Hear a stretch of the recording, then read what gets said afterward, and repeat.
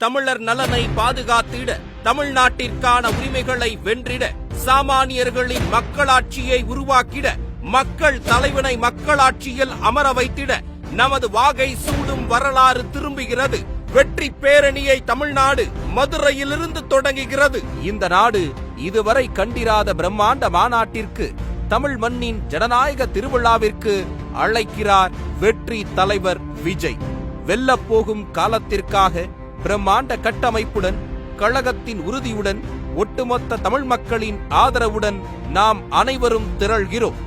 நம் மாநாடு பிரம்மாண்டத்திற்கு இணையாக தலைவரின் அறிவுறுத்தலின்படி மிக மிக கவனமான பாதுகாப்பு வழிமுறையில் நடைபெற உள்ளது. பாதுகாப்பான பங்கெடுப்புடன், அர்ப்பணிப்பான வருகையுடன், கட்டுக்கோப்பான கட்டமைப்புடன் நடத்தி காட்டி நாம் நம் மாநாட்டின் சிறப்பை உலகிற்கு அறிவிக்க வேண்டும். அந்த விதத்தில் நம் மாநாட்டில் நாம் அனைவரும் கடைபிடிக்க வேண்டிய வழிகாட்டல்கள்: திண்டுக்கல்லில் இருந்து வரும் வாகனங்கள் திருமங்கலம் வழியாக பார்க்கிங் ஒன்றிற்கு வர வேண்டும்.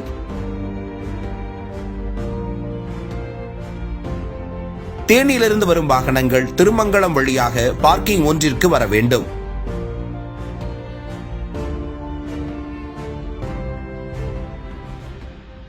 திருச்சி மார்க்கமாக வரும் வாகனங்கள் அனைத்தும் மேலூர் வழியாக பார்க்கிங் 2ற்கு வர வேண்டும். தென்காசியிலிருந்து வரும் வாகனங்கள் விருதுநகர் வழியாக APK 4 வழி சாலை மார்க்கமாக பார்க்கிங் ஒன்றிற்கு வர வேண்டும். புதுக்கோட்டையிலிருந்து வரும் வாகனங்கள் திருப்பத்தூர் மார்க்கமாக பார்க்கிங் ஒன்றிற்கு வர வேண்டும்.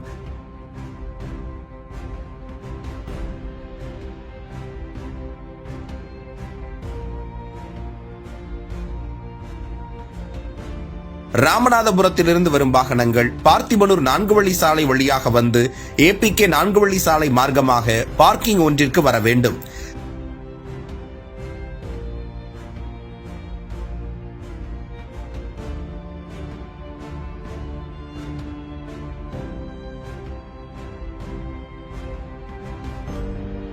திருநெல்வேலியிலிருந்து வரும் வாகனங்கள் APK 4 வழி சாலை மார்க்கமாக பார்க்கிங் ஒன்றிற்கு வர வேண்டும்.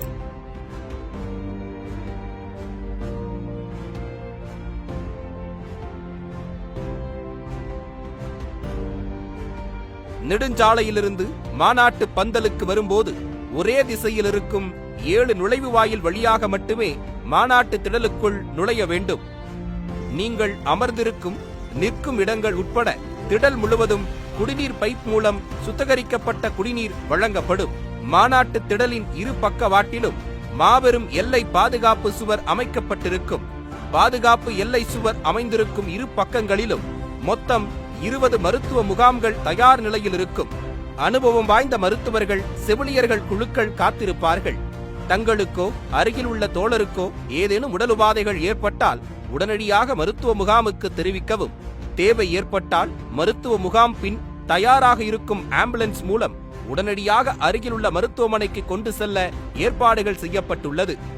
ஆம்புலன்ஸ்கள் செல்ல பிரத்யேக வழித்தடம் இரு பாதுகாப்பு எல்லை சுவர்கள் பக்கமும் இருக்கும். அந்த குறிப்பிட்ட பாதைக்குள் எக்காரணத்தை கொண்டும் நுழையக்கூடாது. ஒவ்வொரு மருத்துவ முகாமிலும் படபடப்பு, மயக்க நிலை போன்றவற்றிற்கு தொடங்கி கார்டியோ, ஆர்த்தோ மற்றும் தெர்மாகேர் போன்ற சிகிச்சைகள் வரை மேற்கொள்ளப்படும். ஒவ்வொரு மருத்துவ முகாமிலும் உங்கள் அவசர தேவைக்காகவும் சந்தேகங்களுக்காகவும் ஒரு உதவி மையம், ஹெல்ப் டெஸ்க் அமைக்கப்பட்டுள்ளது. மாநாட்டு மேடையிலிருந்து 2வது சதுக்கம் மகளிருக்காக பிரத்யேகமாக ஒதுக்கப்பட்டுள்ளது.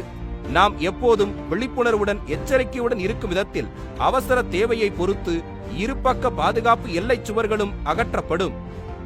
இந்நிலையில் நாம் கடைபிடிக்க வேண்டிய சில வழிமுறைகளை காண்போம். மாநாட்டு திடலுக்கு முதியவர்கள், கர்ப்பிணி பெண்கள், குழந்தைகள் மற்றும் மாணவ மாணவிகளை அழைத்து வருவதை தவிர்ப்போம். மாநாட்டு வளாகத்திற்குள் தொழில்நுட்ப கேமரா மற்றும் ட்ரோன்கள் உபயோகிக்க அனுமதி இல்லை. பட்டாசுகள் உள்ளிட்ட பொருட்களை மாநாட்டுக்கு கொண்டு வர வேண்டாம். கழக தோழர்கள் இருசக்கர வாகனங்களில் வருவதை தவிர்க்கவும். குடிநீர் குழாய்களை உபயோகப்படுத்தும் போது தண்ணீரை வீணாக்க வேண்டாம். குழாய்களை பாதுகாப்பாக பயன்படுத்த வேண்டும். பாதுகாப்பு கருதி மாநாட்டு திடலுக்குள் அமைக்கப்பட்டுள்ள LED திரைகள், ஒளிபெருக்கிகள் மற்றும் மின் விளக்கு கம்பங்களின் அருகில் செல்வதை முற்றிலும் தவிர்க்க வேண்டும்.